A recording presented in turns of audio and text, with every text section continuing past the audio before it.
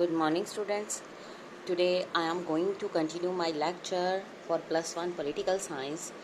The name of the chapter is Federalism. As you have listened my lecture yesterday, that the division of power. According to federalism, the power is divided between center, state and local government. Now, we shall discuss how the power is divided between central, state and local government. As you know that there are two sets of government created by the constitution. One for the entire nation called the central government, ठीक है, और one for each unit of state is called state government. जो ये दोनों type की government होती है, ये क्लियरली आइडेंटिफाइड कहती है कि एरिया ऑफ एक्टिविटी कौन सी है उनकी. अगर dispute about which powers come under the control of union and which is under the state, ये डिसाइड हो जाता है. फिर उसके अकॉर्डिंग रिजल्ट्स दिए जाते हैं और रिजॉल्व किया जाता है by the judiciary on the basis of constitutional provision. जो कॉन्स्टिट्यूशन है उसमें क्लियरली मेंशन किए गए हैं Democrat subjects which are under the exclusive domain of the union and those under the states. ठीक है, वो नेक्स्ट पेज पे मैं अभी आपको दिखाऊंगी कौन कौन से यूनियन लिस्ट में आते हैं, स्टेट लिस्ट में आते हैं और कंकरेंट लिस्ट में आते हैं.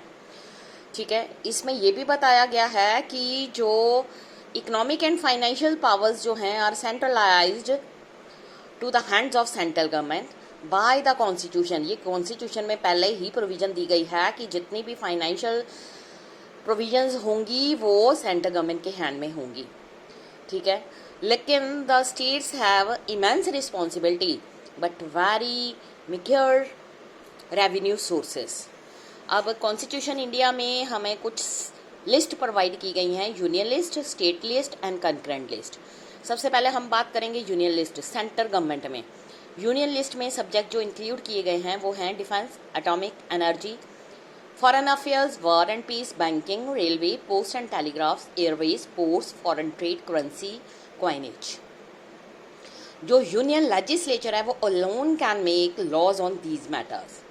नेक्स्ट आ जो स्टेट लिस्ट, इसमें आ जाते हैं agriculture, police, prison, local government, public health, land, liquor, trade and commerce, life stocks and animal husbandry, state public services. Normally अगर हम बात करें जो स्टेट लेजिस्लेचर है वही इस पर लॉ बनाती है इन मैटर्स पर. नेक्स्ट आ जो कंकरेंट लिस्ट, इसमें आ जाता है बेटा education, transfer of property other than agriculture land, forest, trade union, adulteration, adoption and succession. Union और स्टेट लेजिस्लेचर जो है वो मिल के दोनों लॉज बनाते हैं इन मैटर्स पर. उसके अलावा रेजिड्यूरी पावर्स आ जाती हैं. ये वो वाली हैं जिसमें include all other matters not mention in any of the above mention list. ठीक है, union legislature alone has the power in legislate on such matters. सिर्फ यूनियन लिस्ट के पास ही होती है इन रेजिड्यूअल पावर पर. Federalism with a strong central government. अगर हम generally बात करें जो Indian constitution has created a strong central government. India is a country of constitutional dimensions with immense diversities, social problems. इसमें अगर हम बात करेंगे the framer of the constitution believe that we required a federal constitution that would क्या करेगा, accommodate diversity. ठीक है, हमें ऐसी फेडरल कॉन्स्टिट्यूशन चाहिए जो अपने अंदर डाइवर्सिटीज़ को अकोमोडेट कर सके. बिकॉज हमारे इंडिया में यूनिटी इन डाइवर्सिटी है. इट मीन्स डिफरेंट रिलीजन के लोग यहाँ पर रहते हैं. But they alone wanted to create a strong centre to stem disintegration and bring about social and political change. It was necessary for the centre to have such powers. ठीक है, because India at the time of independence with more than 500 princely state थी which had to be integrated into existing states or new states had to be created. उसके अलावा अगर हम unity की बात करें, जो कॉन्स्टिट्यूशन के मेकर्स थे उन्होंने ये भी बिलीव किया कि सोशो इकोनॉमिक प्रॉब्लम जो हैं कंट्री की, उनको हैंडल करने के लिए एक स्ट्रॉन्ग सेंट्रल गवर्नमेंट की, उसकी कोऑपरेशन की हमें ज़रूरत है, स्टेट्स को भी ज़रूरत है। उसके अलावा poverty, illiteracy, inequalities of wealth कुछ ऐसी प्रॉब्लम्स हैं जिनको प्लानिंग के अकॉर्डिंग, कोऑर्डिनेशन के अकॉर्डिंग दूर किया जा सकता है। इसलिए जो कंसर्न्स थे for unity and development prompted the makers of constitution to create a strong central government. उसके बाद नेक्स्ट टॉपिक इसमें है, कुछ इम्पोर्टेंट प्रोविज़न है जिसने स्ट्रॉन्ग सेंट्रल गवर्नमेंट को एग्जिस्टेंस में लेके आए। वेरी एग्जिस्टेंस ऑफ स्टेट्स जो है इंक्लूडिंग इस territorial integrity in the hands of parliament.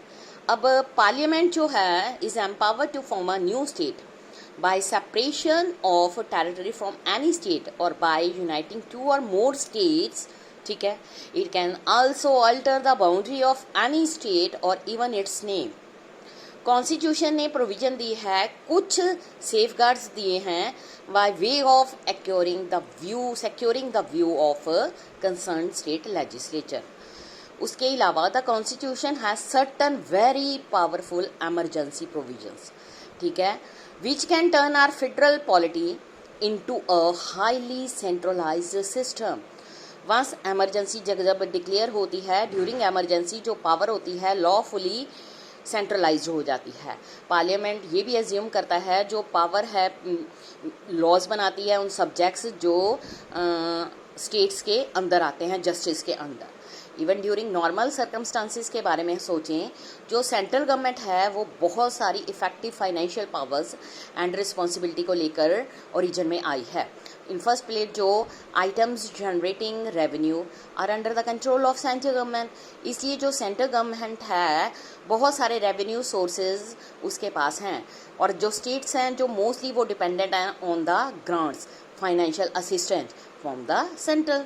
Secondly, India ने एक ऐसी प्लानिंग को अडॉप्ट किया है जिसमें rapid economic progress and development independence के बाद आई है। प्लानिंग ने considerable centralization of economic decision planning बनाई है। उसके बाद कमीशन ने यूनियन गवर्नमेंट को भी अपॉइंट किया है ताकि वो इस सेंटर और स्टेट के बीच में जो मशीनरी है उसको कोऑर्डिनेट कर सके और कंट्रोल कर सके, सुपरवाइज करे रिसोर्सेज मैनेजमेंट ऑफ स्टेट। इसके अलावा जो यूनियन गवर्नमेंट है वो डिस्क्रिशन जो लेती है उसके अकॉर्डिंग वो ग्रांट्स एंड लोन स्टेट्स को भी प्रोवाइड करती है। डिस्ट्रीब्यूशन ऑफ इकोनॉमिक रिसोर्सेज जो है इसको कंसीडर किया जाता है लोप साइडेड, और इसमें चेंजेस आ जाते हैं। क्या होता है कि discrimination against states rules by an opposition party. अब जो पार्टी गवर्नमेंट चलाती है मींस जो जीत जाती है, जिसको मेजोरिटी मिल जाती है पार्लियामेंट में, उसकी गवर्नमेंट बन जाती है, वो गवर्नमेंट अपनी स्टेट को ऊपर लेके आना चाहती है, लेकिन उसको बहुत सारी प्रॉब्लम्स को फेस करना पड़ता है क्योंकि उसके साथ एक ऑपोजिशन पार्टी भी होती है। आपने जैसे स्टडी किया है कि governor has certain powers to recommend dismissal of the state government and dissolution of the assembly. Even normal circumstances में जो गवर्नर है वो क्या करता है, the governor has the power to reserve a bill passed by the state legislature for the assent of the president. कई बार वो बिल को रिजर्व में भी रख लेता है क्योंकि वो चाहता है कि इस पर प्रेसिडेंट का इसेंट होना जरूरी है। उसके अलावा जो सेंट्रल गवर्नमेंट होती है वो एक अपॉर्चुनिटी देती है to delay the state legislation and also to examine such bills and veto them completely. उसके बाद क्या होता है, कुछ कई ऐसे होते हैं या सिचुएशन ऐसी अराइज हो जाती है जब सेंट्रल गवर्नमेंट जो होती है needs to legislate on matter from the state list. It is possible if it move is ratified by the Rajya Sabha. सिर्फ राज्यसभा इसको रेटिफाइड कर सकती है। कॉन्स्टिट्यूशन क्लियरली स्टेट्स दैट जो executive powers of the centre जो है वो सुपीरियर होती है एग्जीक्यूटिव पावर से। उसके अलावा जो सेंट्रल गवर्नमेंट है वो चूज़ करती है कि स्टेट गवर्नमेंट को कौन सी इंस्टीट्यूशन को प्रोवाइड किया जाए। इसमें एक आर्टिकल बताया गया है बेटा 257, executive power of any state shall be so exercised as not to impede or prejudice the exercise of the executive power of the union, and the executive power of the union shall extend to the giving of such direction to a state as may appear to the government of India to be necessary for that purpose। इसका मतलब क्या हुआ, पिछले chapter executive में हमने ये study किया था कि इंटीग्रेटेड एडमिनिस्ट्रेटिव सिस्टम एग्जीक्यूटिव के अंदर आता है। ऑल इंडिया सर्विसेज जो है common to entire territory of the India, जो ऑफिसर है chosen for their these services serve in the administration of the states.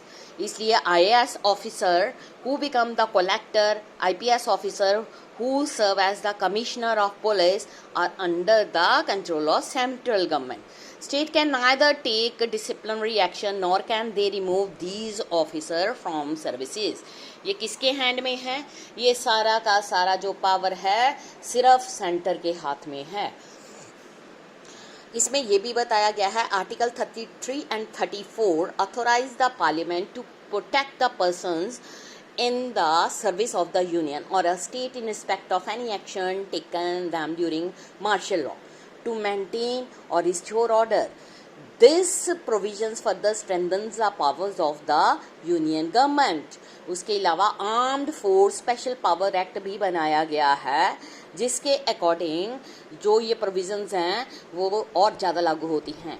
Act has created tensions between the people and armed forces on some occasions। Next है conflicts in Indian federal system। हमने ये भी पढ़ा कि constitution has vested very strong powers in the centre. Constitution जो है recognise the separate identity of the regions और give more power to the centre. One of the principle of identity of state is accepted. It is quite natural that जो states है would accept a greater role and powers in the governance of the state and country as a whole। इससे क्या होता है कि जो various demand from state arise होती हैं, टाइम टू टाइम जो स्टेट्स होती हैं वो डिमांड करती हैं कि they should be more given more powers and more autonomy. इससे क्या होता है, जो टेंशंस ऑफ कॉन्फ्लिक्ट्स हैं relation between centre and state government के बीच में अराइज होते हैं। जो लीगल डिस्प्यूट्स होते हैं सेंटर और स्टेट के बीच में बिटवीन वो रिजॉल्व्ड होते हैं by judiciary supreme court. Demand for autonomy जो है आर पॉलिटिकल नेचर और need to be resolved through negotiation.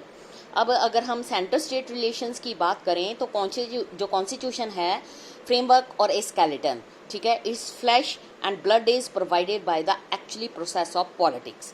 Hence federalism जो है, अगर हम फेडरलिज्म की बात करते हैं इंडिया में ये काफ़ी इन्फ्लुएंस्ड हुआ है।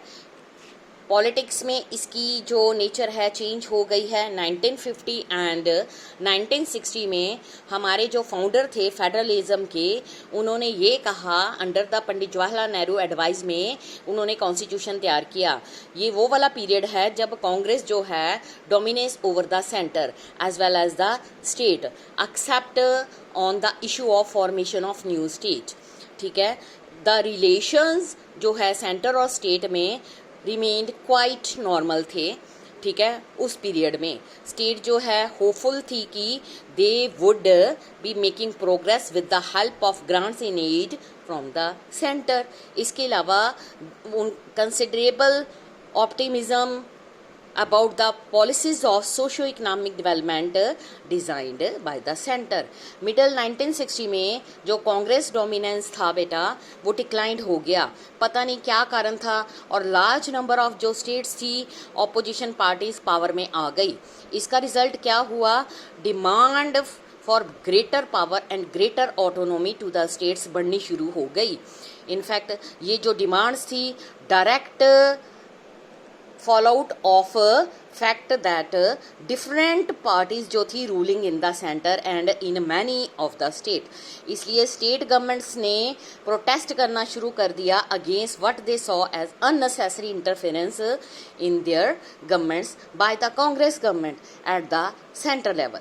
कांग्रेस टू उसने ये बहुत कंफर्टेबल फील नहीं कर रही थी idea of dealing with governments led by the opposition parties.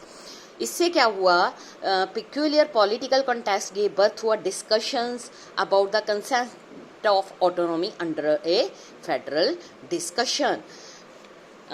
ये था। उसके बाद 1990 में कांग्रेस डोमिनेंस जो था उसने लार्जिल एंड में हो गया और entire era of कोalition politics specially at the centre में आ गई। कोalition का मतलब होता है जब किसी भी पार्टी को मेजोरिटी नहीं मिलती तो दो पार्टी इकट्ठी मिलकर गवर्नमेंट चलाती है।